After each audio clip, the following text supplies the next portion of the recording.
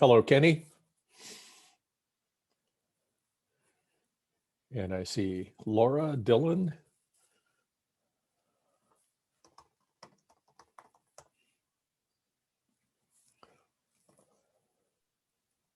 Hi, good afternoon.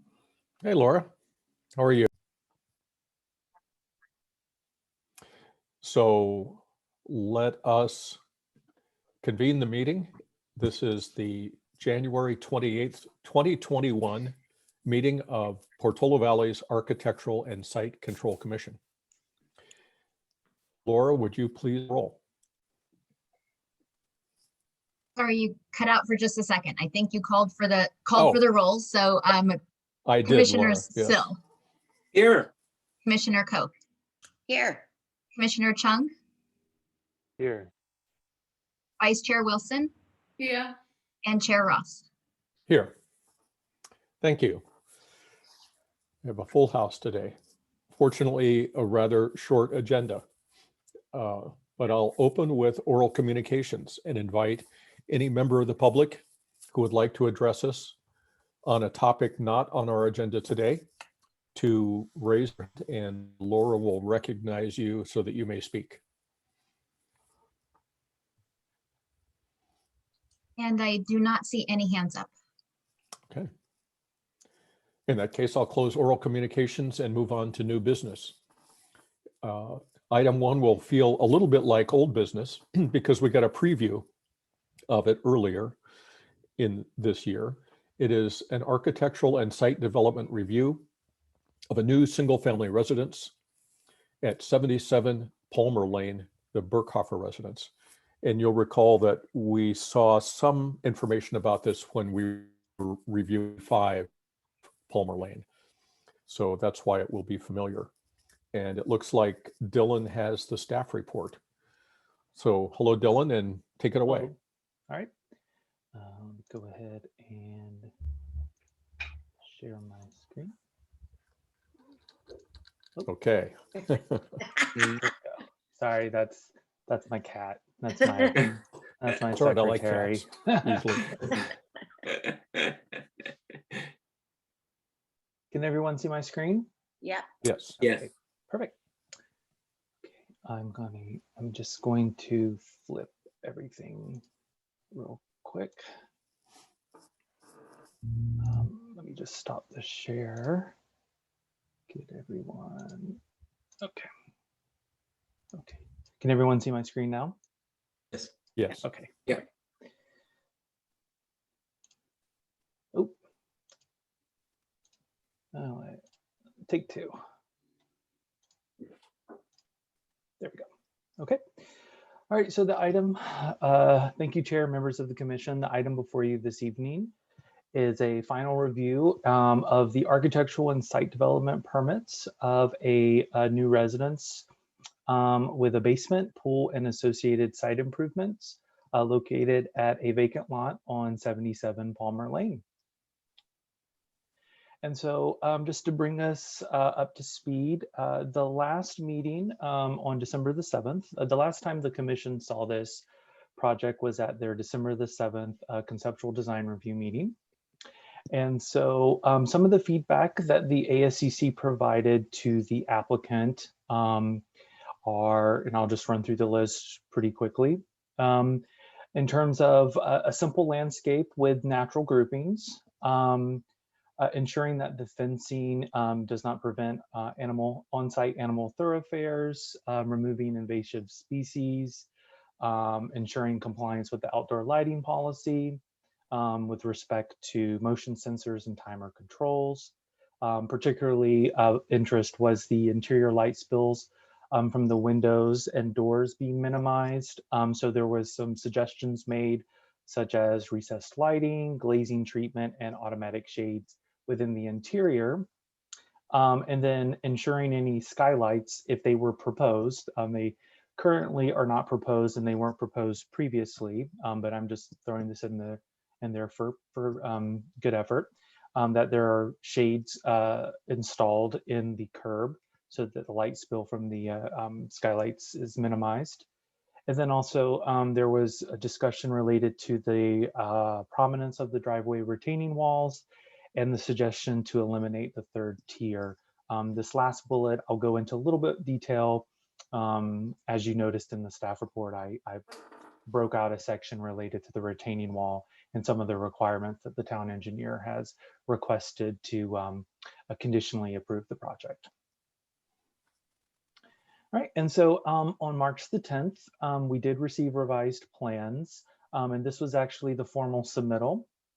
And so some of the things that the applicant noted in their transmittal letter was that they were maintaining a feel of the open meadowlands with a minimal planting and spotted oaks. They were proposing the minimal exterior lighting, generally what is necessary for safety and site accessibility. And then also the suggestion of roll down shades at the large glazing areas, particularly that face Palmer.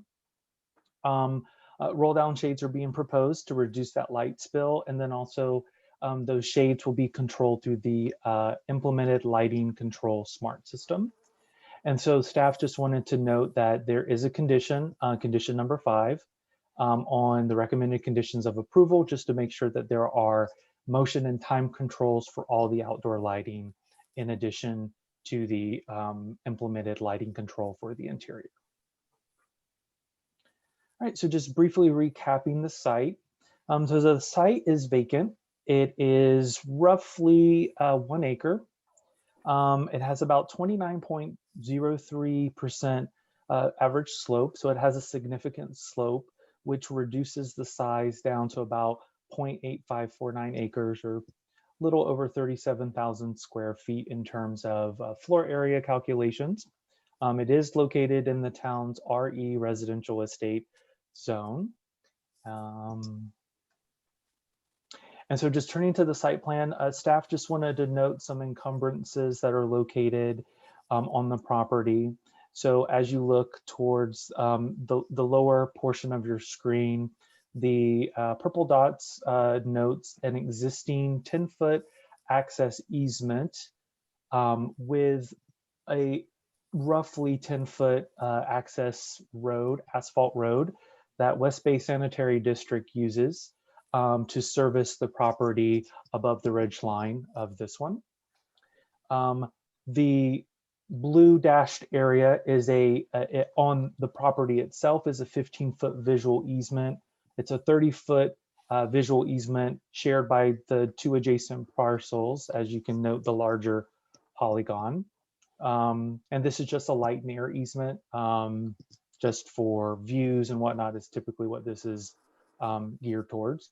And then lastly, the green dash and dot, the Morse code, if you will, at the lower end is a 5-foot access easement that runs parallel to the property line and is also shared with that adjacent parcel for access to that parcel potentially, or future development, I guess, for a sewer.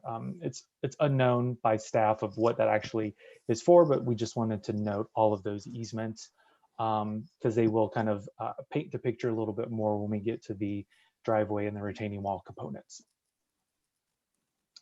All right, so turning to the floor plan, as the site's vacant, there's no existing square footage. The proposed house is 4,150 square feet, which gives a remainder for the main residence of 13 square feet, and then 748 for any appurtenant structures in the future. The property, because it is severely encumbered by the slope, the house itself is meeting the setbacks, but it is at the setback lines, 50 in the front to 20 on both sides, and then 20 in the rear. We're also providing the town required covered spaces and 2 uncovered. Turning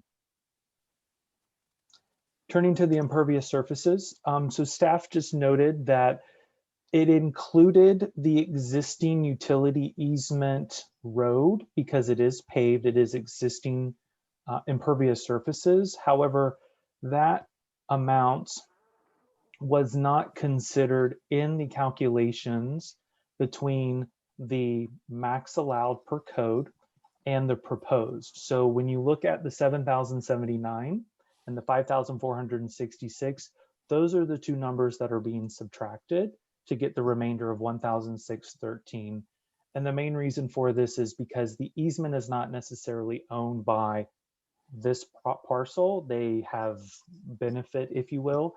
And so staff subtracted out this impervious surfaces as to not be punitive when it comes to the calculations. And so now turning to the grading plan. So the parcel of the property, like I said, is extremely sloped. And so there is significant soils movement on site. However, in terms of what would trigger site development permit and that associated level review, we're looking at 970 cubic yards. So ASCC would be reviewing this. And in terms of off haul of soils, we're looking at about 1310, and that's just subtracting out the total cut on site minus the fill. And that's how staff derived that number. It may change depending on as it moves forward to the building permit submittal, but those numbers are just, they don't affect per se the cubic yardage that you're reviewing tonight. All right, so now turning to the sections. So staff just notes that this is a single story residence for all intents and purposes. It is being mindful of the extreme topography. So when you look at the section, you do see that it steps down. Staff also provided just kind of a bird's eye view of the floor plan, just to kind of gain your bearings, so to speak, just to indicate that one, we are the house is meeting the maximum, the 28 feet maximum height limit for the lot. And then just turning to, this is in another section, this is looking kind of towards the west wing as it's angled, as the left bottom indicator notes. And so this is just showing you there is a basement. However, a portion of it is exposed. And so the applicant did include those daylit portions of the basement within their floor area calculations. And then just turning lastly to this section. And so this is just showing the, if you were to slice the house from the uppermost portion adjacent to the northern neighbor on the ridge, of what that massing would look like. And so now just turning to the south and east elevations, just noting that a portion of the home is a second story element when you look at the garage, but at other cardinal directions, you do have a single story massing as it's kind of tucked into the topography. Turning to the south and southwest elevations. And then lastly, turning to the north and northwest elevations. And so as the ASCC reviewed the last time, the materials have not changed in terms of natural stone materials, a stone veneer, limestone is being proposed on a majority of the wall facades, combined with glazing that is going to be a black and matte finish, so darkened patina.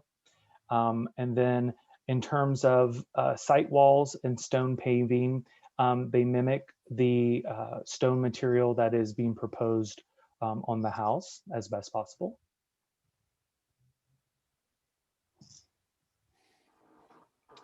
All right, so now turning to the lighting plan.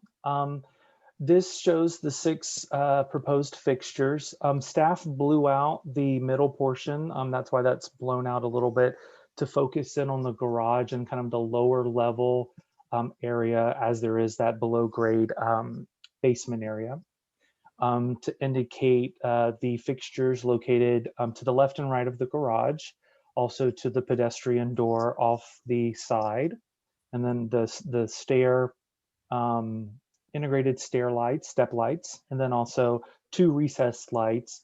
If you look at that little section, it's actually kind of a covered patio area, if you will. Staff did note in the report that there are some recommendations in terms of, particularly with the recessed lighting, reducing the quantity by half. So instead of there being 2 recessed lights that are tucked in under the overhangs of the patios, as you note in this area right here, you would just have 1 centered out.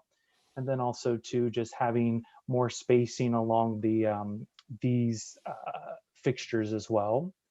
In terms of the garage lighting, as long as either one of the lights can be a dummy light, or as long as both of them have a combined 1125 lumens, then that should be acceptable per the town's outdoor lighting policy. Conversely, or alternatively, with the retaining lights or the recessed lights, staff noted that if the applicant wishes, or the ASCC wishes, to approve the program as is, that the project team will need to spec out a fixture that has a lower lumen count to ensure that the 1125 lumen output is complied with. With the pool lighting, staff was unsure about which unit was being proposed, as 3 options were provided. So staff is going conservatively and proposing the lowest lumen count. But ASCC also should consider whether or not the quantity and the location of the pool lighting is sufficient. Staff notes that this lighting is reflecting back into the house, so it should minimize any light spill as it cascades down the ridgeline. But staff wanted to point that out to the commission for consideration.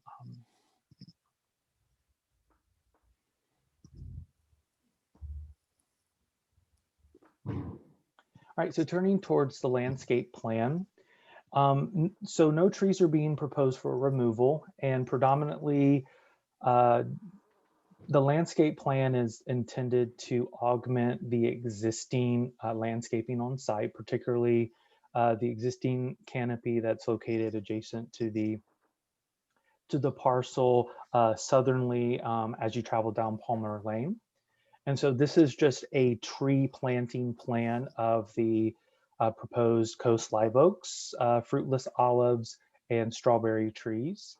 The water efficiency calculations, staff did note that the applicant used the code-defined evapotranspiration rate of 48.6. However, staff is abundantly aware that that number has actually increased over the years. And so one of the conditions of approval for the building permit stage is to just update those numbers for that 49.5 ETO, evapotranspiration. But staff notes that the site is not exceeding their maximum allowable water allowance, or MAWA, and they are only using 52% from their estimated total water usage, or ETWU. And so that gives an average ETAF of 0.30. All right, so just going a little more in detail on the planting schedule and planting palette of the full site.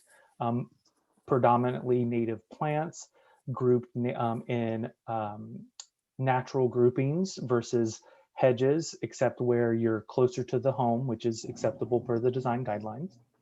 And then staff just wants to note that the applicant is proposing meadow restoration for ground covers versus a lawn or turf area.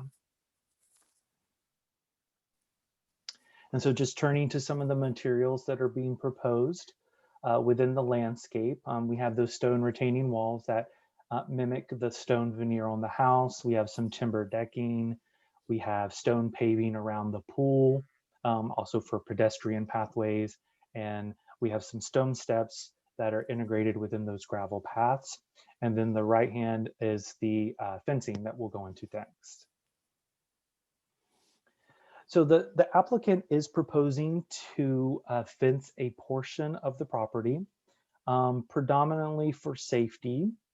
And so the original intent of the original material that was proposed for the fencing was a metal vertical picket.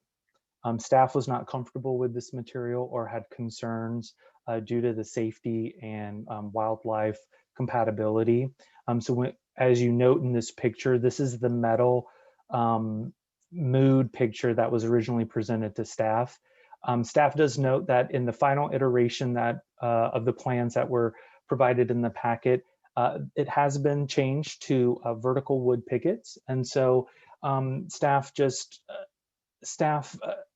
requests that the ASCC consider in their deliberations if they prefer a metal fencing with a flat cap, or if they prefer that the material change to a vertical wood picket. The main reason for the change at the end of the project was 85 Palmer had the same fencing style and not material. They had wood material. However, during building plan check, it was changed to metal, which staff also had concerns with that. So that's really what was driving the recommendation and the last minute change to this fencing. But in terms of the location of the fencing, staff is supportive of it. It's just the material that we have concerns with. All right, so just turning to public comments.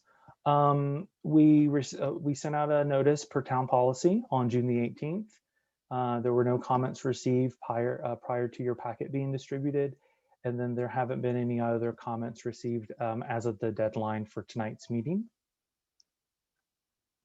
And so these are just the findings that the ASCC does need to make in terms of approving the architectural and site development permits. If they staff concludes that they can be easily made with the recommendations. If ASCC finds that these findings cannot be made, they are welcome to modify the project with conditions of approval in order to make those findings to approve the project. And then just turning to the conformance to the design guidelines, the 3 areas that staff reviewed the project towards. Once again, staff feels comfortable that the findings can be made, and then also that the project does conform to the town's design guidelines with the recommendations of the recommended changes to the lighting and also the fencing. And so just in conclusion, staff does conclude that the project conforms to the zoning code, the design guidelines. The project is also exempt from CEQA. It's a new single family residence. And so staff is recommending approval of the architectural and site development permits subject to the recommended conditions of approval. And so with that, staff will turn it over for any questions or comments. Thank you, Dylan. Colleagues, do you have any questions for Dylan? I just have a question. Visual easement. I don't think we've seen it before. Right. Yeah. They're called many things. Typically, visual easements are in place to ensure if you have a view line that it's not being imposed by any structures. Sometimes view easements are identified if they're light and air easements. There really isn't any definitive information in the description of the easement of what it's intended for. Staff pointed it out just to note that the project is being mindful and respectful of all of those easements that are in place on that side of the property. And in terms of the actual driveway that's being used for that sanitary access, there's no impediment or no kind of intent to improve or otherwise touch it at this point. So yeah, This may be something that the sanitary district, it was more for them, so they can't build there. So then the property value is retained. Yeah. I can speak to that. The easement was between the previous neighbor and the adjacent neighbor. Oh. And it's basically, if you build anything in that easement, you have to show it to that neighbor and get their approval in writing. Oh, Gotcha. So somebody must have been concerned about interesting. something way back, but we're not building in there. So Yeah, And- But our lot has the same rights on the other property. If they want to build within that visual easement, they have to. get right, approval. okay. And just through the chair, we did receive a chat message. It was more of a question. I'm not sure if the chair wants to utilize the chat function to field questions or whether or not we want to take oral public comments just for the record and in terms of the meeting being recorded.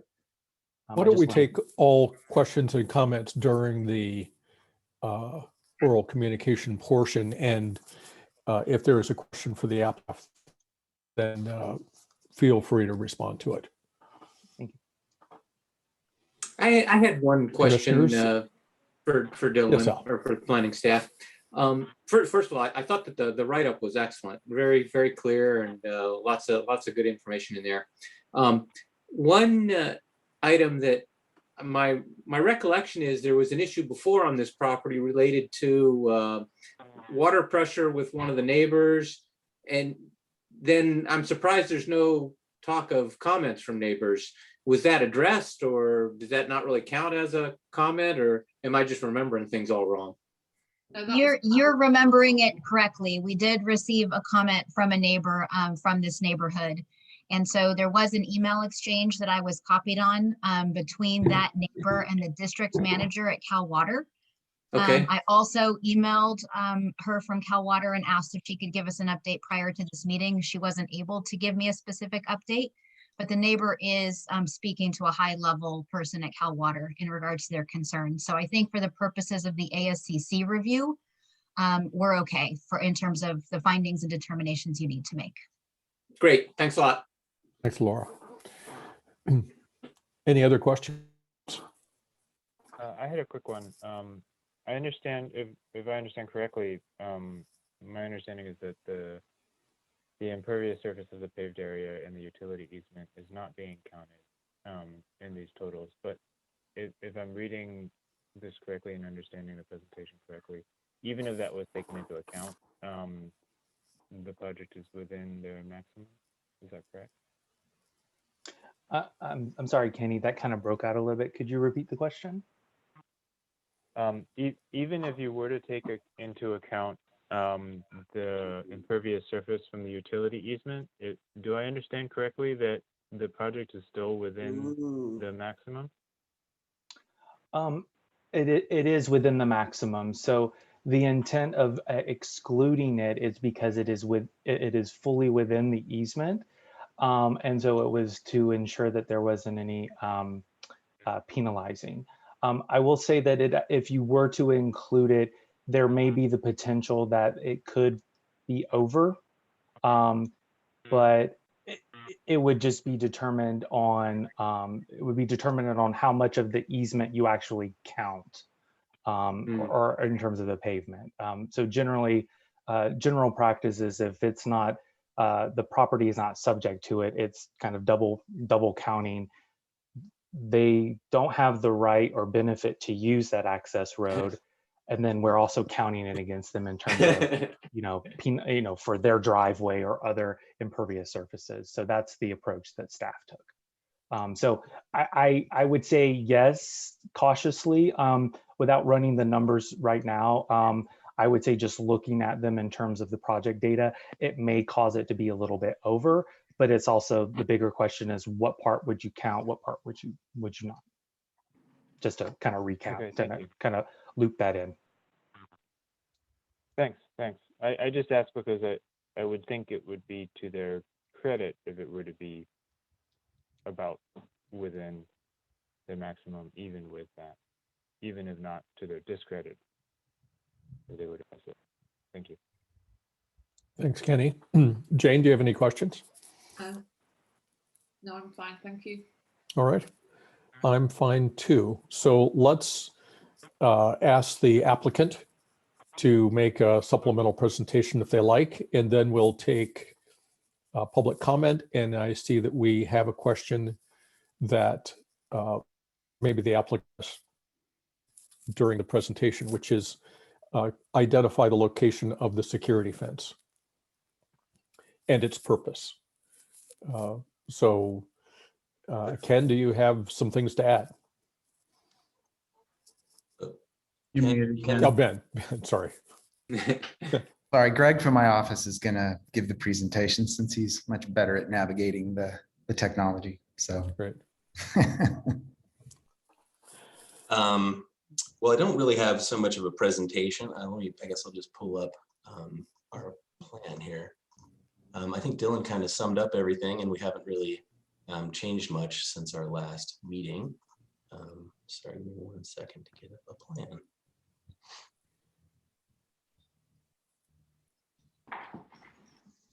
Is it okay if I share, Dylan?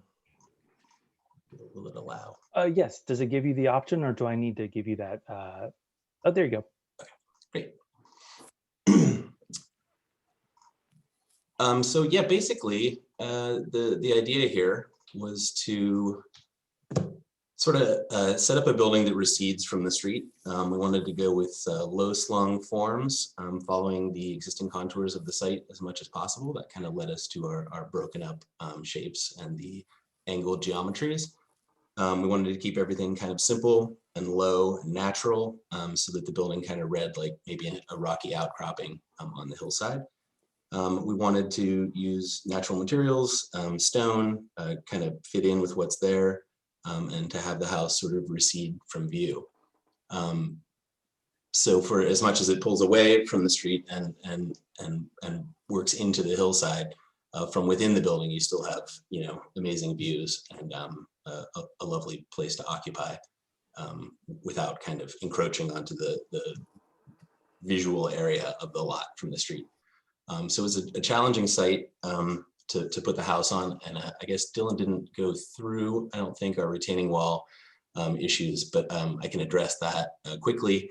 There really is only one way to get onto this lot. It's very steep as you head up Palmer, and we couldn't come up that fire road or that water district road and get to the site and make it work with the fire truck turnarounds and radiuses and slopes. So this is really the only spot you can sneak in between the bottom of the lot and the top of the lot as it gets steeper. So we have a stacked retaining wall that the idea is to plant and kind of have it go away as much as possible. The third tier, which came up earlier, if you kind of chase it uphill, if you knock off one wall, it just keeps getting worse because you're kind of moving up the hill at the same rate. So to knock off one of those tiers would make the lower walls have to go higher.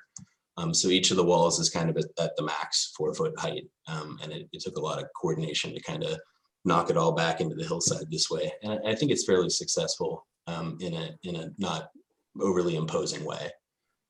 So those were kind of the main things we were after. We got the story poles up, and one thing that sort of came to light was maybe we could reduce even more. So after we submitted, if the ASCC would be so kind, we sort of started to consider another plan, basically the same plan that we have here, but maybe reducing the square footage even further and pulling back a little more from the road. I know that we have been reviewed based on what was submitted, but if it would be okay, I'd like to show you those plans just real quick. Yeah, please go ahead. So we looked at, this is the site plan with the current footprint in red and a potential reduced footprint shown here in drawing form. So what we would do is move the pool 10 to 12 feet more away from the road, take the mass of the house and scoot it back a little and also reduce it. And we'd still stay along the same lines as the building was previously on.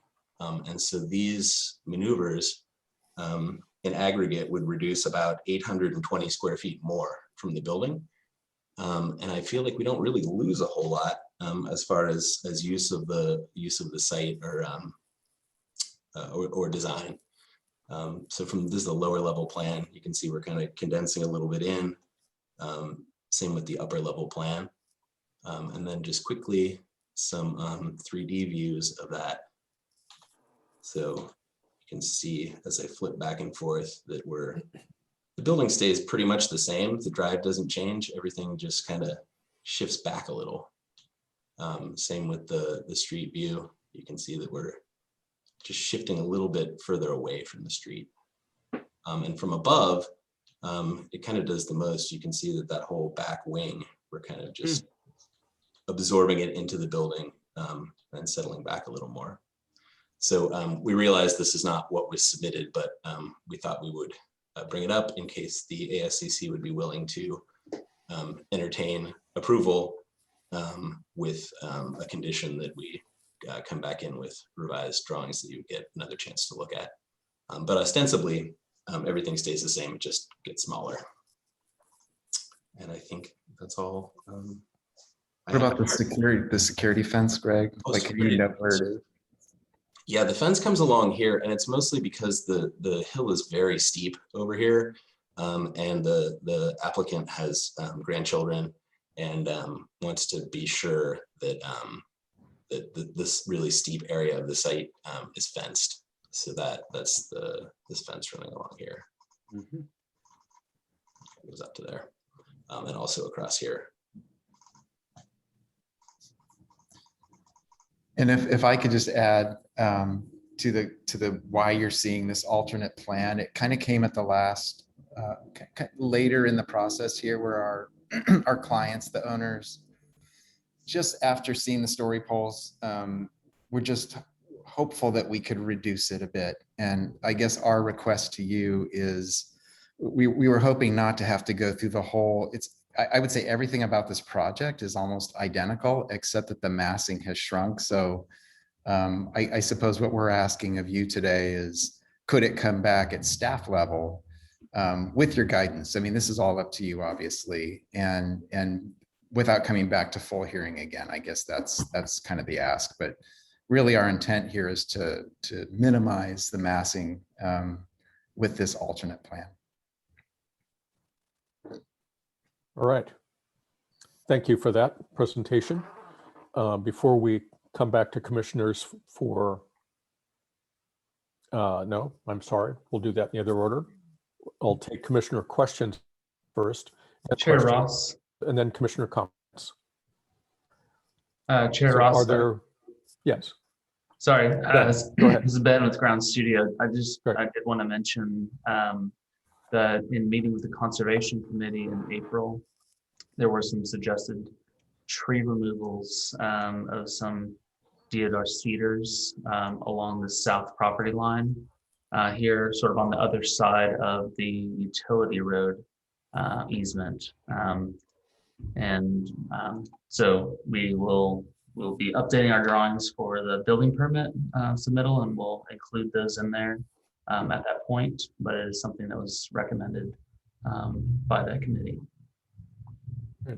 Are those in or near the visual easement? They are, we'd have to pull up that diagram again. If anything, they would open up the easement if they're close by, but. I thought there were a number of deodar cedars and junipers slated for removal from the landscape plan I saw. Dylan had mentioned that there were none slated for removal, and yeah, we have that and these smaller sort of shrubby junipers down there. So just to clarify that there were removals submitted in there. All right, thank you. Thank you. Jane, do you have any other questions? No, it was just that when I was looking at the landscape list, the tree removal list, it did note that a number of junipers and deodar cedars were to be recommended for removal. So I thought they were all going anyway, but. Yeah, sorry, I was just identifying that there indeed were, in case that was missed based on Dylan's comment. Right, okay. All right, Thank you. Al, do you have any questions? I had one question on the landscape plan. When I go out and visit the site, the area between where the house is and the utility easement seems like it's a beautiful grassy hillside. And I guess I was expecting that to stay pretty much like that. But when I look at the landscaping plan, it seems like there's quite a few shrubs that are going to get planted in that area. And I guess I was wondering why that decision was made.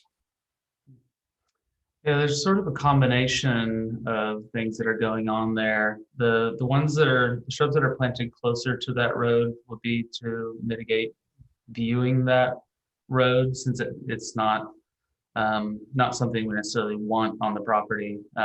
We at least want to visually screen that to whatever extent possible. So the ones that are sort of higher up further west on the property are more to do with that. And then the groupings lower and closer to the road are really more to work in conjunction with the proposed coast live oaks to help screen the road and sort of screen the house from the road together. So that's the reason for those additional plantings. Okay, thank you. All right, Megan, any questions? I think my only question really is the pool lighting. And so obviously the multiple pool lights, and if they can be a lower lumen, certainly that can work with our guidelines, but it looks like as though there is no spa lighting. And is that legitimate or not? I think if there's no spa lighting, that would have been an oversight. We definitely have at least one in the spa. Right. Looks like there is one there actually. Yeah. So there is one included in the spa. Okay. And then the others would just be a matter of safety, making sure that the pool is illuminated well enough to be safe at night. Okay. All right, Megan. Kenny, do you have any questions? No, I have no further questions. Yeah, the only thought I had, it sounded like it would have been a possibility to use the utility easement as a driveway, but I got that it didn't work geometrically. Yeah, Would it it's have been too from a policy long. standpoint possible? It's too long and too steep. The climb straight up is too steep for a fire truck. Oh, I see. That's a shame. Yeah, I have no further questions. All right. Well, I don't have any questions either. So now I will open comment period. And if you raise your hand, Laura will recognize you and you can make some comments. Through the chair, if I could ask for one thing before we go on to that. If Yes. the commission is interested in considering their alternative plans tonight, then I think we would need to hear from them what their grading would be, if there would be any change to the grading, because it is fairly close to the planning commission threshold for a site development permit. So I don't know if the applicant team can respond to that, then the ASCC can keep that in mind throughout the rest of the discussion. Great. That's a good question. It would be reduced. Yeah, there's no change really to the area by the driveway at all. The primary changes are sort of from the eastern end by the pool, and all of that is pulling in towards the house. So I think it's safe to say there'll be a reduction in grade. All right. Thank you. Okay, Laura, do we have any public speakers? Just a moment.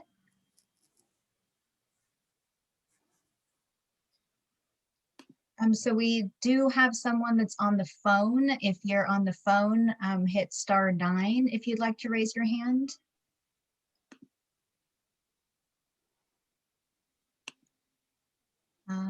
Okay, so the caller has their hand up, so I'm going to go ahead and let them talk. Great. Welcome. Please go ahead.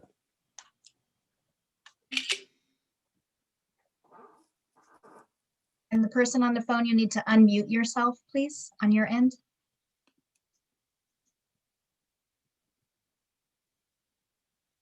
This is Nicholas. I am the liaison and I was not able to get on using using Zoom. So I am perched out here Hello, on the Nicholas. line. It's nice to be joining you. I have nothing further, then as always, I'm impressed by the deliberative process that you all are going through. Oh, thank you. Very kind. Anybody else?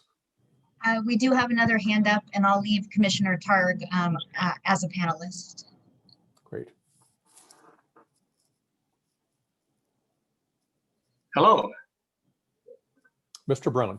Hello, this is Kerry speaking. Thank you very much for the presentation. I've enjoyed them, the last few presentations you've made regarding both homes. They look really great. Some of the questions I had earlier look really good. My house is directly across the street at the curve at the top of Palmer Lane. As it curves to the left to go into the cul-de-sac. So if you pass my driveway, then you'll be adjacent to the Pastorel's driveway and Celeste Bergenhofer's driveway. My question earlier was regarding the fencing. I wasn't aware of that, so which is fine. Everything is looking really good. I'd like to know a little bit more about it because most people here don't have a lot of fencing. They fence off a small area for a garden or fence off a small area for a pool, which is, of course, expected. And on this fence, I thought I saw that it was going to be a post fence, 5 feet high, I believe, that came down the driveway and wrapped up Palmer Lane directly across from my driveway and my home. If you could expand a little bit more on that, or if you would be addressing this in a future Zoom meeting, which is fine with me, I would greatly appreciate that. Thank you. Thank you so much. Thank you for your comment and question. Ben, do you have some more details you can provide? Sure. Or anybody from the applicant team? Yeah, I'm happy to speak to it. So the purpose of the fence is to again keep grandchildren safe. We don't plan on anything taller than 4 feet, and we've also set back the fence quite a ways from the road, within the 50-foot setback. So really, it's a matter of safety, especially around the pool area for 77. And because of the nature of that pool and the slope, there's not sort of a tidier way to contain it close to the pool without it being a visual impediment. So we tried to strike a balance between the elevation of the pool, distance from the street, and the desire to really make the fence sort of as hidden and invisible as possible. So that's definitely our goal. Hopefully it's not something that is visually intrusive. We're trying to soften it with plants, keep it to sort of the minimum height required to make the applicant feel safe about her grandchildren enjoying the pool and the associated areas. We are proposing natural material left to weather, so it'll be sort of a weathered wood, which will hopefully sort of help it be minimized visually as well. Thank you, Ben. You're welcome. Are there any other public comments or questions?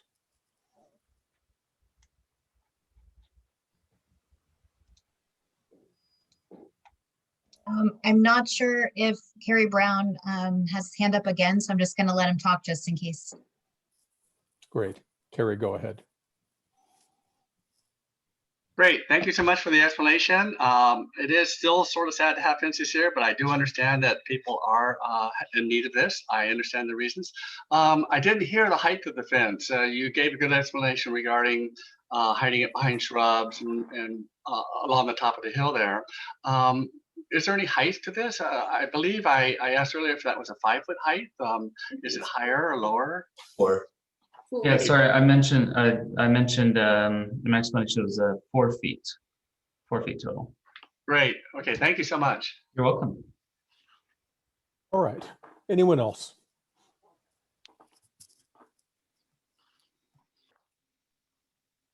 There are no other hands up. Okay, Laura. All right, we'll come back to the commission for discussion. And who would like to start us off? I'll bet Megan is ready to say something. Sure. Well, I think this is a really gorgeous sighting of these properties, and I love the rock outcropping design element. I think it will play beautifully in that hillside. The fence material, realistically, a metal fence will have a longer life, and obviously is a harder material, hence fire safety reasons. But I do understand that the capping is necessary as far as the danger for wildlife. Am I correct on assuming that was the concern? But I think it's gorgeous. I think you've addressed all of our concerns, and I would absolutely entertain a smaller footprint of the house. I think that is quite wise and will sit better into that gorgeous hillside. And that's all I have. All right, thanks, Megan. Al. Yes, I agree with Megan. I think this is a beautiful proposal. I think it's cited very well thought out plan, fits with the topography. I like the material choices quite a bit, and I think that they will complement the retaining walls very, very nicely. Let's see. I think that the driveway placement makes a lot of sense. It's good to see that a lot of thought went into that, and you all have considered the trade-offs, and I think that the choice made was quite good. It's good to see some of the non-native trees going away. I agree with staff's proposed findings and the proposed conditions for approval, and particularly on the landscaping. I don't think that the landscaping plan is completely done from my point of view. I think there's some more comments from the Conservation Committee that ought to be evaluated. And I am uncomfortable with the density of planting, primarily on the uphill side of the easement road, but even on the downhill side of the easement road, I think there could be fewer plants. So I'm very comfortable with the project. I think it's a great proposal, but I would like to see a updated landscaping plan that had a little less dense planting. And I also am quite comfortable with the proposed smaller footprint. I think it's a great idea. And I visually, I think that the wood fence would be more appealing to me. So that's the way I would lean. And that's it for my comments. Thank you, Al. Kenny, do you have comments? I agree with much of what Megan and Al said. I think the design intent for to fit into the natural landscape is wonderful, and I think the design speaks that. I think that's really nice. And I applaud the use of fire-safe materials for exterior finishes, and I agree with Megan on it seems that the metal should be better for the fence. Should be better in terms of fire safety.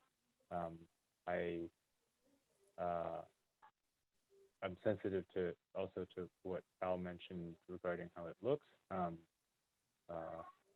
I do think that the metal options have gotten really pretty nice out there, and there's some older options of metals that that rust in a protective way and an interesting way that could be interesting as well. I think the meta restoration efforts are really nice. I do think that I agree with Al that there's a bit of a conflict in the design intent to make the project blend into the natural landscape and and some of the landscape plan in terms of the intent or the effort to hide, I guess, the utility easement with fence planting. Regarding the alternate plan with a smaller footprint, I'm okay with that being something that doesn't need to come back to an ASCC meeting. So I think it's okay for that to not wait for another one of these meetings, and to just be checked by the staff as long as the numbers for the various limits stay at or under where you're currently at. It sounds like you think it will. Great. Thank you, Kenny. Jane, your Right. comments. Yeah, thank you. I also like the 820 square foot reduction. I think that the planning team for this construction have been very considerate of all the landscape, well, of the current landscape and how it fits in. So I would be happy to have the reduction or the condensing of the property dealt with by the town rather than coming back to a full meeting. I do have a concern about the metal fencing because of wildlife safety, because we've actually, when I was young, we had an animal, a pet, impaled on a metal fence. So I would like to see some sort of capping or wooden fence, because animals do leap over, and at 4 feet, the deer are going to be attempting that. I really like the materials board and how all the construction materials fit in. I'm happy to see that the junipers and the cedars are being removed. I would say that the conservation recommendations are very good. So please follow them, especially regarding the Detrichia and the French broom. The oxalis you've already missed because they've died back, but they'll be back next year. And also the conservation letter, which allowed the native toyons and live oak to remain when you're removing the invasive species, is a great idea, because they'll just grow in and fill the space out. Conservation also made some suggestions about more native grasses than the ones you currently listed, and I'd like that to be looked at again, please. But other than that, I really like the design. I'm even more impressed by the reduction, and if I would say anything, it would just be to have the landscape plan come back to one member of the group as of the ASCC to take a look at that again. But other than that, I think it's a great design, and it will be a lovely site in that neighbourhood. So those are my comments. Thank you, Jane. As usual, I don't have much to add. It's been pretty well covered. I will say that I'm very impressed by how you articulated the design program and met it. It's very focused on this idea of fitting into the topography and appearing as a sort of rocky outcrop. And I think it succeeds really well that way, and I'm really looking forward to seeing it. I'm aesthetically, I'm indifferent on the fence. It could be wood or metal, but given safety concerns and just blend into the natural materials, I think wood is probably the best idea. On the downslope landscaping, I agree with Al. I think it could be thinned out a little bit and still achieve your goals of screening that utility road and preserving a little bit more of the kind of open meadow feel that it has. One thing that occurred to me as I was looking at the elevations is that the retaining walls, while they're small, do appear to be very linear because they follow the topography. And one thing, if it wasn't a huge cost increase or logistical problem, you might consider is just a little bit of articulation of those walls to sort of break up the linearity of them and give an even greater impression of the limestone erupting out of the site. It's just an idea. It's not a condition of approval. I'm very supportive of the smaller footprint and of the process that we've been kicking around. And I think that based on what I've seen, it would be appropriate to, if this is what you would like to do, is to turn in the revised plans with updates perhaps to the landscaping plan, have that reviewed by staff plus one member of the ASCC without returning to a full ASCC meeting. So logistically, that shouldn't add really any time to it more than staff review would. So that's about all I have to say. It's a great project, and I'm ready to entertain a motion. If I may, through the Okay. chair. Yes, Laura. Right now, we have condition of approval number 7 drafted to be 2 members of the ASCC for the landscape. So you may want to consider that in a revised motion if you're satisfied with 1 member of the ASCC. I would also ask, it's fairly unusual for us to entertain a large change after everything has been published. So, and staff didn't know about it. So we actually would like, if you would, through the chair, to just confer that everyone agrees that the findings of approval can be made for the smaller design as presented this evening. And that way we've got that reflected in the minutes into the record. I think that that would be a stronger approval since we didn't have the materials in advance. So if you wouldn't mind doing that step. Sure. Let me just formally poll each member. Kenny, are you comfortable that the reduced project would still meet the design guidelines? Yes, as long as the numbers come out to stay within the limit. Yeah. Very good. The And design Jane? guidelines- Oh, sorry. Yeah. Okay, great. Sorry. Jane, how about you? Yes, I'm comfortable with them. Al? Yes. Megan? Absolutely, yes. All right. And I am comfortable also. I think that everything about the project that I really appreciate going to be retained, and the idea of having a slightly smaller footprint and less impact visually is simply an improvement. So I agree with Kenny, as long as it still meets all the numbers. Sounds like most of them will be reduced, that I'm very much in favor of that approach. Any other concerns, Laura, about doing it that way? No, if the commission is satisfied with 1 member, I would recommend that the revised plans for the house and the landscaping plan come back, and then we could do a staff consultation with Conservation Committee if needed. I think that's a great path forward. I guess my preference would be to have 2 people look at the landscaping plan. I guess I think that there's some significant changes, but if the rest of the group feels that 1 is all that's required, that's fine. But I'd feel better with 2. Well, Al, why don't you make a motion and see if you get a majority? Okay. All right. I move that we approve the project with the conditions outlined by staff. I'll second. All those in favor? Aye. Aye. Anybody opposed? There are none opposed. So we'll preserve commissioner review plus staff. It still is mostly an administrative process.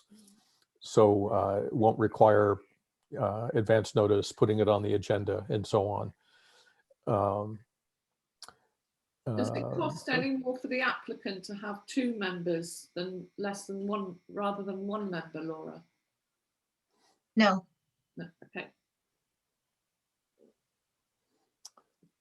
And I think 2 members is a fine idea because the landscaping elements are really distinct from the structure, and each of us has our different foci. So 2 members is a good idea. All right, that item has been approved, and you're free to proceed with your project to the next step. Hey, thank you so much for your time. Yeah. Appreciate it. Yep. Thank you. Thank you. You're welcome. Thank you, everyone. Okay, back to the agenda. How are you feeling, Dave? I'm doing okay. Fortunately, I think it's going to be a relatively short meeting. I think I need to take a little nap, but so very curious to hear the next item, which is resuming site meetings. and the meeting time. Sounds like there may be some proposed changes on the table. Yes, I think it is time to think about what's next in terms of our ASCC meeting time and site meetings. So as you all know, we've been holding the ASCC meetings in the afternoon under these pandemic conditions. We think it has gone quite well to hold the meetings in the afternoon via Zoom. We anticipate moving forward will probably be in a hybrid format. Well, there'll be a Zoom component and an in-person component, so that's coming, but we don't have a timeline on that yet. So for now, we're going to continue to be on Zoom. And so this is a two-part item for the commission to consider. Would you like to keep the ASCC meeting time at 4? Since it has been successful during this time. And if you're interested in doing that, then staff would look into the formal procedure, whether we need to change the official rules and whether that would require council approval. We would start that process of looking into it. And then the other thing is it's about time to resume site meetings. And so if we stay with a 4 o'clock afternoon meeting for the main meeting, that would push our site meetings pretty early into the afternoon. So sometimes it could be as early as maybe 1:30, 2 o'clock in that range in order to finish the site meetings and have everybody to be able to get back home to get onto Zoom, or when we're ready to go back into the schoolhouse for in-person meetings. In terms of the schedule for site meetings, I'm thinking maybe the second meeting in July, we would be ready to do that. And then if not, probably the first meeting in August. So those are the topics that we wanted to talk about with you. All right, well, let's first take public comment on that agenda item, and then we'll discuss it among ourselves. Laura, looks like somebody has their hand up. There's no attendees with their hand up. So just Kenny has his hand up at this time. No members of the public. All right. I'll put my hand up too. Doctor's orders. Keep my hand elevated. Okay, well, let's go directly to commissioner discussion. And Kenny, please kick it off. What was the meeting time before? 7 p.m. I will say as a parent bringing kids in and out of daycare, later actually would work much better. I did sign up under a time when this was meeting time, so I can continue to make this work. But something that would push meetings earlier would be more challenging for me. So if it was a 7 o'clock meeting, would it still be on Zoom? We would be on Zoom for now, for sure. And then we anticipate, but it's not confirmed, we'll be going to a hybrid meeting where likely the commissioners would be in person in the building, and then the public would still have an opportunity to participate via Zoom. Right. And with site meetings, what happens about vaccinations? I mean, I don't know. Have we all been vaccinated? Double? You know, is anybody sort of not been vaccinated for their personal reasons? I don't know whether that's something we can ask or whether that's something we can require, or I don't know what the legality on that is. Well, we can check to confirm, but my initial response is I don't think that we would want to ask if people are vaccinated. We would want to put into place a policy that would take into considerations everyone's comfort level, knowing that there may be a possibility that there may be people that are not vaccinated there. So the site meetings are outside. If the ASCC wanted to institute a mask policy for your own site meetings, we could certainly do that. And then if you had further questions, I'd need to check with the town attorney. Right. Okay, well, because I mean, some people might have compromised immune systems, so we do need to consider that kind of thing with site meetings.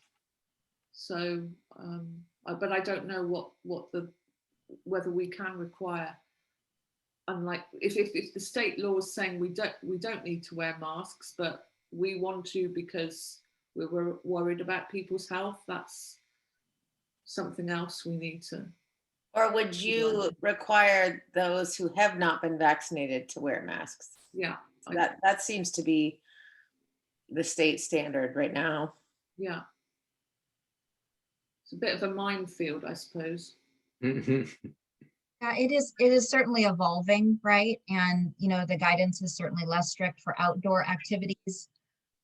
So, you know, if we're separating out the in-person meeting from the site meeting at this point, we're a little ways off. So it would be at the soonest about a month from now is when we'd be having the first one.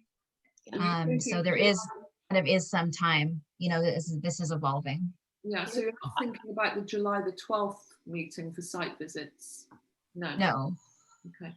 You know, I think that the most valuable in-person meeting we have is the site visit. It's not the being in the charming little schoolhouse, because we're quite efficient here on Zoom. But the actual, you know, walking the property, looking from neighbors' views, that is quite an impressive asset we have. Yeah, I agree.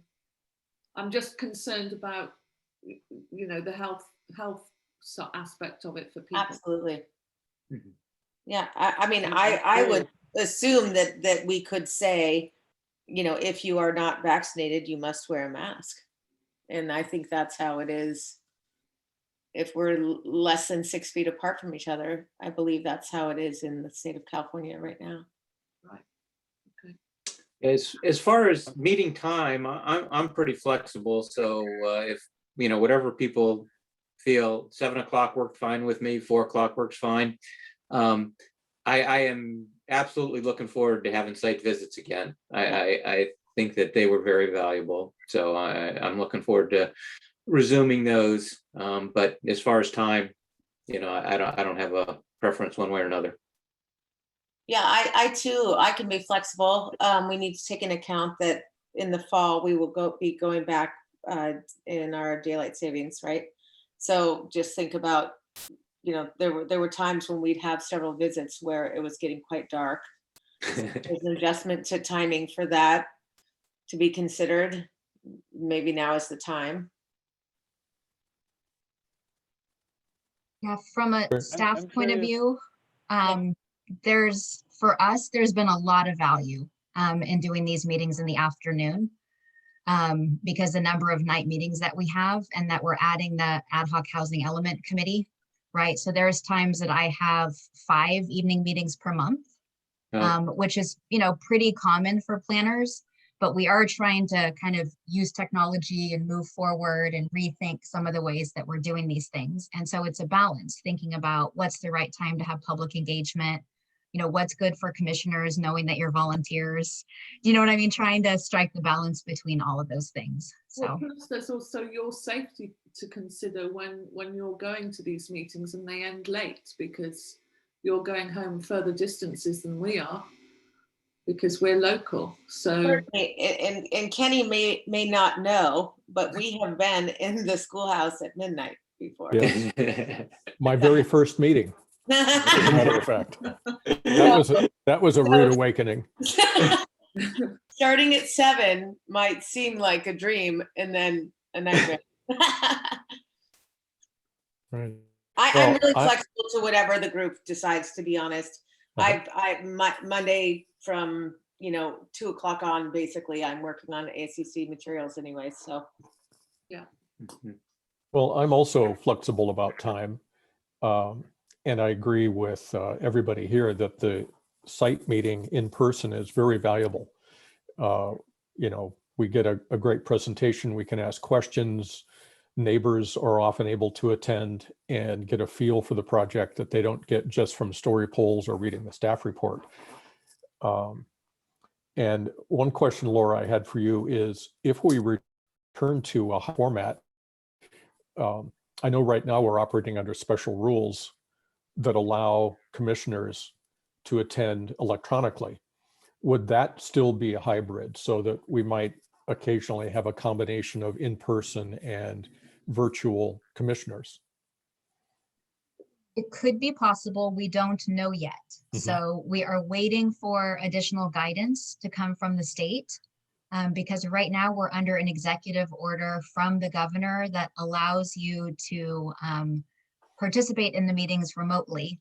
Otherwise, there's a bunch of rules under the Brown Act around what we have to do. You have to be in a public place and your location has to be made public if we're under the normal rules. So we think that that is going to change, but it's not clear yet. And we don't have a timeline on when we're going to know that. Right. Well, I love the idea of the hybrid format for attendees. We've seen an increase in public attendance at the meetings. And while that has the potential to add time, I think it is also valuable from a community engagement point of view. So I'm looking forward to that. I am flexible about timing. You know, for many years I got used to a 7 p.m. meeting every other Monday, and I can get used to that again if I need to. That would make, for me, scheduling site meetings a little bit easier if they were, you know, no earlier than 3 or 4 o'clock in the afternoon. But I could work around a 2 o'clock site meeting if necessary. Lately, the agenda hasn't been large enough to need more than 1, maximum 2 site visits before a meeting. And maybe there's a possibility of also scheduling a meeting, excuse me, on a Friday afternoon, necessary, if we have a large agenda, something to think about. That's when I usually start looking at the agenda anyway. Yeah, this is an interesting point. The tradition has been to do the site meetings on the day of the meeting. Right. So we would just need to think about whether it makes sense to consider something different. That could be an option we could think about. I think that many of the reasons why they're on the same day is, let's say your architect, your landscape architect, whoever you want on site for the meeting is also in the vicinity for that evening's schoolhouse. Right. Yeah. Yeah. A design team traveling from the East Bay or the North Bay, even San Francisco, can plan just one trip. So yeah, several things to consider, but it sounds like there's a lot of flexibility here among commissioners about how to proceed. Right. Sounds like the hybrid meeting could potentially make things easier for like all the different. Yeah, I think in some ways it will. And Kenny, it might be a shock for you to have to come to the schoolhouse and start meeting in person. So I went to the schoolhouse for BPTS meetings. Oh, that's right. Yeah.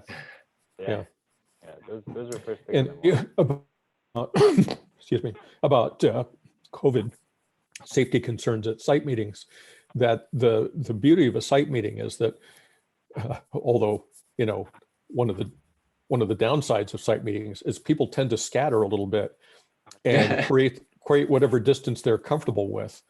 The more difficult task is corralling people to get them close enough together to all hear the same questions in the presentation. But as far as people being able to keep the distance that they feel comfortable with, you know, a site meeting is a lot easier that way than a schoolhouse meeting. We do have a hand up from the public. Through the chair, would you like to take a public comment? Sure. Okay, Betsy Morgan-Thaler. Hello, Betsy. How are you? How do you do? Thank you very much. And this is a public comment question. And so if you want to handle the answer at a different point in time, that's fine. I'm learning now through the comments that neighbors and perhaps the community are invited under certain circumstances or all circumstances to attend site meetings. And I can imagine that there would be a future meeting that I would enjoy attending, and I would learn from attending a site meeting. I'm thinking in particular of the Spring Ridge Winery Cup when it eventually comes around. And so for those circumstances, then perhaps you want to take into consider. So I guess one is a question, is that part of the protocol or not? And two, if it is, that might impact your decision around masking. I have no point of view about masking, but if you were to open it to the public, a site meeting, it's something to consider, which is why I asked it in this format. Right. Traditionally, for pandemic, meetings were open to anybody from the public, no restrictions. And I would imagine that that would continue. Even under those circumstances, it was really rare that we had what you might call a crowd. I bet. Typically, there would be a handful of neighbors and occasionally other interested people from town, either interested in the process or that particular project. And of course, there are the consultants and members of staff, the design team. I think we've had groups as large as 25 or 30 people for a major project, but more typically it's in the neighborhood of 10, I would say, or 12. So unless people are really itching to get back out there and have a reason to walk around in our beautiful neighborhoods, I wouldn't expect there to be any larger crowds than we used to have. And I think given that the sort of personal spacing option is still there for people to exercise. People who are concerned about their immune systems can certainly mask up and you know, stay 10, 12, 15, 20 away from other groups of people and still get the information that they would want to get from a site meeting. So I don't see any real hurdles to going ahead as soon as it's feasible with site meetings. Thank you for such a full response. You're welcome. Sometimes I So if I was going to recap, would I be correct in saying that mostly we don't care what time the meeting is, but that Laura has a slight preference to have it earlier and Kenny has a slight preference to have it later? Is that really where we stand, or did I miss something? No, I think that sums it up. Yep. Okay. All right. Well, I don't have any great ideas on how to resolve it, but at least I just wanted to make sure I understood the way things stand. Yeah. And we spent 15 minutes have getting there. So Yeah. thanks, Al. Yeah, I think it will make a big difference whether or not virtual attendance is okay. I think both for Laura and I. Hopefully we get that question answered soon. Do we need to make a decision now? We do not have to make a decision. I just wanted the commission to start thinking about it and talking about it. So I think what I would propose then is that, so the next meeting on July 12th is going to be canceled. Staff is preparing to open the front doors of Town Hall. And so that we expect that to be our first week back in the office. So, and we didn't really have anything ready for that meeting anyway. So we would cancel the 12th. And what I would propose is that on July 26th, we probably have 2 projects that would benefit from a site meeting. Why don't we try the afternoon time for now? And then by then, maybe we'll have more information about what the state is going to do about the laws and the executive order. And then we can talk about it some more at that meeting or the next meeting and figure out how we want to go forward. Does that seem reasonable for now? That sounds good. Okay. Which two properties is it on the 26th of July? On the 26th, we have 531 Wayside, 385 Westridge. Those would be the 2 that I think would benefit from site meetings. And then we have a final review of 35 Possum, which you've already done a conceptual review.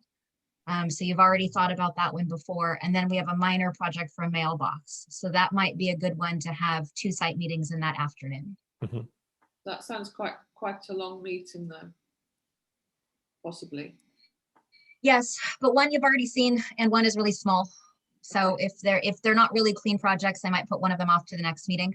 But if they're all really clean, then we'll go ahead and bring them forward. You used to review as many as 4 on a regular basis. But we've got used to one at a time. I know.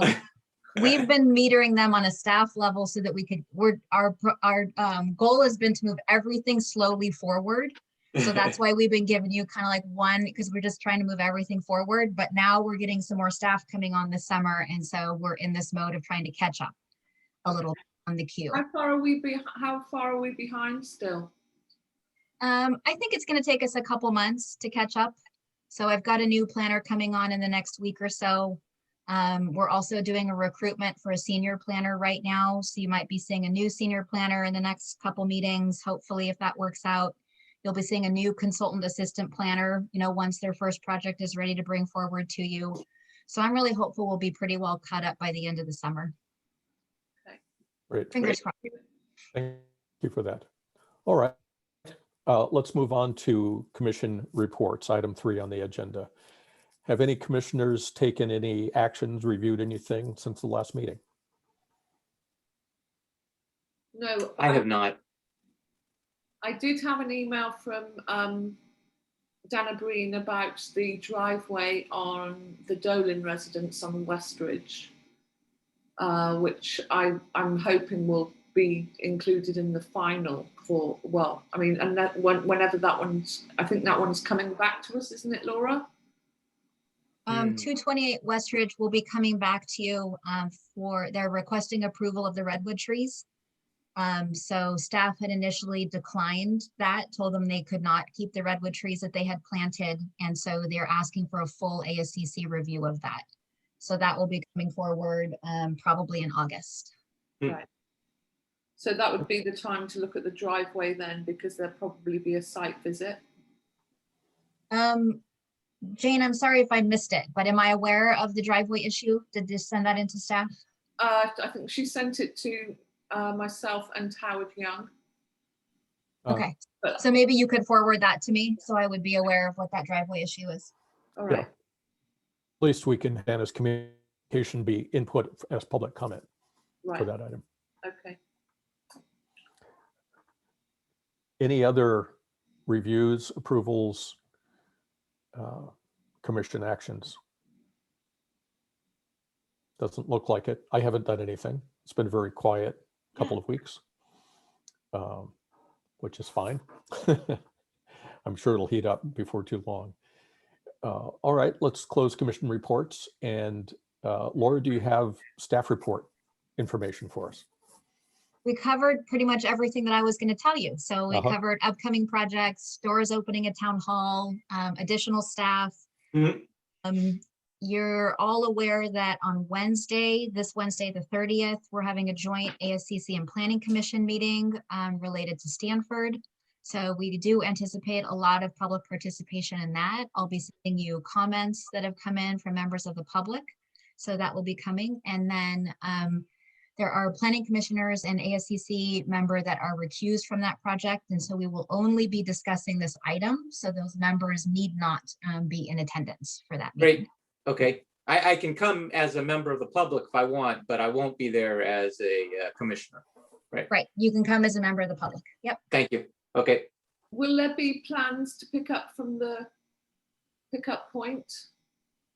No, there's no plans. There are some diagrams that are within your packet, but there's no plans for this. But they'll be all online. Yeah, it's online. Yeah. Okay, fine. So you should have all gotten your email from staff late last week with your packets. Okay, great. Who would that have initiated from? Should have been from Cheyenne. Okay. So if there's any problem with that, let me know and I'll double check. Yeah, I don't know if I saw that. And through the chair, we have a hand up from a member of the public. I'm going to ask if there's any public comment. So now's the time. Perfect. Here's Betsy again. Great. Hello. Hi, Betsy. Hello again. Yeah, I would like to inquire about the return of the Spring Ridge Cup because we're going into the heart of summer vacation territory in August. So I can deduce that it's not coming up until August at the earliest, but with the substance being so large and summer being so hot there in August, I wanted to know what your thoughts were about that calendaring. By Spring Ridge, do you mean the Neely Vineyard? Pardon me, I mean the Neely Spring Ridge Cup, yes. Oh, cool. Thank you. Sorry for the lack of clarification. And so I know that we had been talking about this relatively frequently at Planning Commission and occasionally here, but I hadn't heard anything for 6 weeks or so. Was expecting the CEQA, but haven't heard. So I would really appreciate some kind of a heads up. Thank you. Laura, do you have a heads up? I can confirm that it would be on an ASCC agenda in August at the soonest.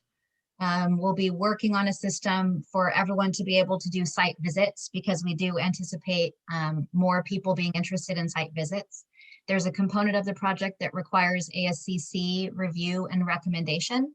That portion is relatively minor. You know, I say that cautiously. The majority of the decision really rests with the Planning Commission, but there are some site design issues that'll be before the ASCC.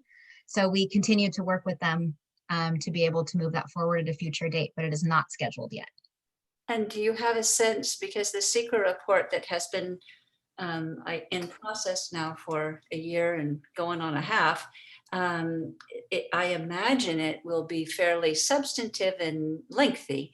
What kind of review time will we be affording that? I noticed that typically you are posting things on Friday for the Monday.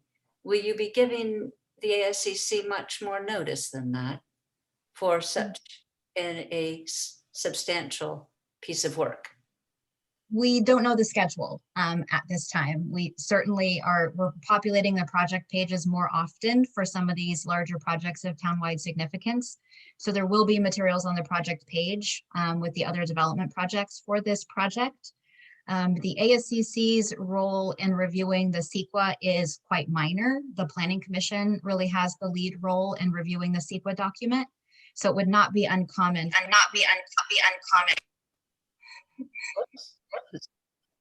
It sounded like someone's Siri was talking to me. Huh.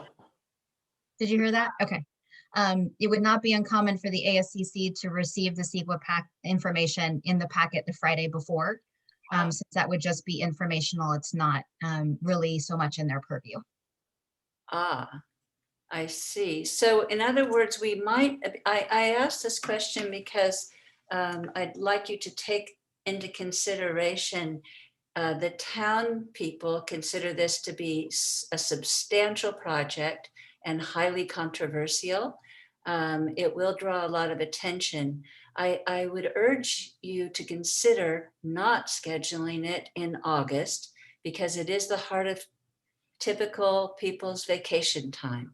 And that would be, yeah, they can dial in from, you know, some poolside with their cabana or wherever people go. But I think it would be detrimental to schedule it in August, I will just comment. And I do think that for a $66,000 I mean, that secret report has been looming large in at least my imagination. To afford such a little time to review would feel difficult, especially in August. So I would ask for your consideration. Thank you. Thank you, Betsy. Let me just throw out a couple of comments. One is that really the appropriate place to give feedback on the CEQA report will be to the Planning Commission. I would expect that the ASCC probably has no decisions to make that involve issues evaluated in the CEQA report. So yes, it would be a place for people to make additional public comment, but it wouldn't really be topical to our jurisdiction or our task. I would also guess that CEQA report is going to be published and publicly available long before we see it in our packet. So keep an eye out on the town website, and it will really be the Planning Commission that needs to spend a lot of time looking at it. But during that time, I imagine that the public will have access to it also. Given the information from Laura about where this is in the process, I'd be pretty surprised to see our agenda anytime over the summer. That's just my feeling about how things line up. It's probably likely to be late September, October at the earliest. Just my gut feel. But keep an eye out on the town's website. I'm sure that it will get regular updates. Laura, is that fair? Yeah, we're working on a number of very important town priorities and projects. And so we do have a reasonable due process obligation to take projects forward to commission meetings when they're ready. And the town has had a practice of keeping lighter agendas during the summer. And the volume of very important topics that we have now is really necessitating us to hold those meetings throughout the year. Even at the times we've tried to avoid in the past. And so there is somewhat of a transition period that we're going through. We are aware of these, issues, and we're keeping them in mind. But when projects are ready to go forward, we do have a reasonable obligation to the applicant to move them forward.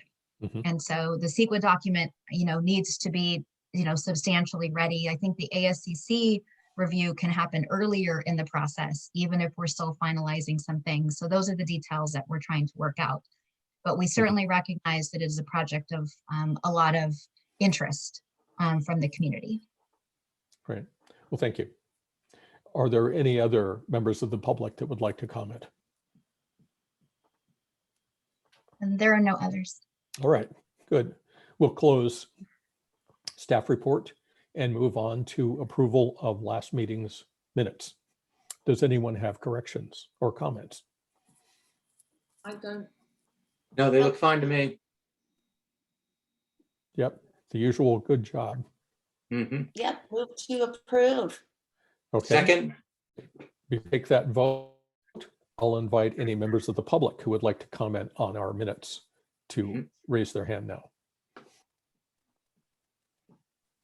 And I do not see any. Very good. All right, we have a motion and a second. All those in favor? aye. Any opposed? There are none. That passes 5-0. All right, I think that brings us to a close. Thank you, everybody, for. abstained Oh, on yes, that Kenny. one because I wasn't there. Can't hear you, Kenny. Oh, sorry. Can you hear me now? Just about. You're very quiet today. If you're sorry. able to turn up your speaking volume a little bit, it would help. I'm not sure how, but maybe this helps. I was just noting that I abstained on that last vote. Oh, because I was- that's right, because you weren't at the meeting. Thank you. Oh, So right. that's 4-0-1. Yeah. Great, good catch. All right. I'll adjourn the meeting and look forward to seeing you all, most of you, on July 28th. Awesome. Okay, great. All right. Thanks. Thanks, right. everyone. Happy Dave. Bye-bye. Have a good night. Now. Hope your hand gets better. Thank you. It should Bye. shortly. Bye. Bye-bye. Laura, could I just have a quick word with you Yeah, about, hold on a second. so